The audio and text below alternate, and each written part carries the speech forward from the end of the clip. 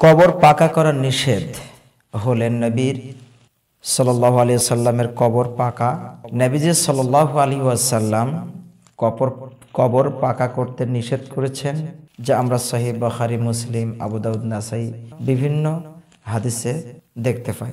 তবে নবীজি সাল্লাল্লাহু আলাইহি ওয়াসাল্লামের কবর পাকা কেন এই দিকে আপনি নিসবত করেছেন জানতে চেয়েছেন।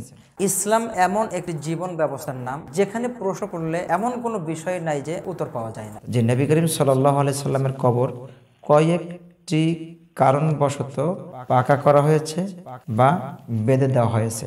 এখন নবী করিম সাল্লাল্লাহু আলাইহি সাল্লামের কবরের সাথে অন্য কোনো মানুষের কবরের তুলনা করা এটা সমীচীন নয়, এটা আমাদেরকে মাথায় রাখতে হবে।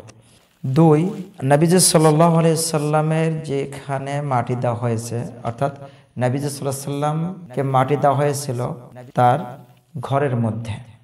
তিন, নবীজি সাল্লাল্লাহু আলাইহি সাল্লামের লাশ চুরি হওয়ার সম্ভাবনা ওই সময় তৈরি হয়েছিল, যার কারণে নবী করিম সাল্লাল্লাহু আলাইহি সাল্লামের লাশ দেহ মুবারককে সংরক্ষণ করে যাতে রাখা যায়, সেই জন্য নবীজি সাল্লাল্লাহু আলাইহি সাল্লামের কবরটাকে পাকা করা হয়েছিল।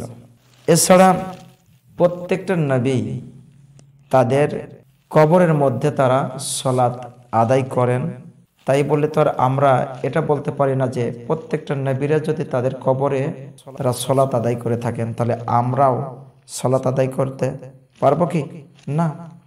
তাহলে নবী করিম সাল্লাল্লাহু আলাইহি সাল্লামের কবরটা বাঁধা হয়েছে কি কারণে, আশা করি সংক্ষিপ্ত পরিসরে বুঝতে পারছেন। সুতরাং নবী করিম সাল্লাল্লাহু আলাইহি সাল্লামের কবরের সাথে অন্য কোনো কবরকে তুলনা করে পাকা করে বাঁধা বা স্মৃতিসৌধ তৈরি করা সম্পূর্ণরূপে নিষিদ্ধ। আশা করি উত্তরটি বুঝতে পেরেছেন। তোমরা যা জানো না তা তোমরা জেনে নাও। আল্লাহ সুবহানাহু ওয়া তাআলা এইভাবে বলেছেন, ফাসআলু আহলা যিকরি ইন কুনতুম লা তা'লামুন।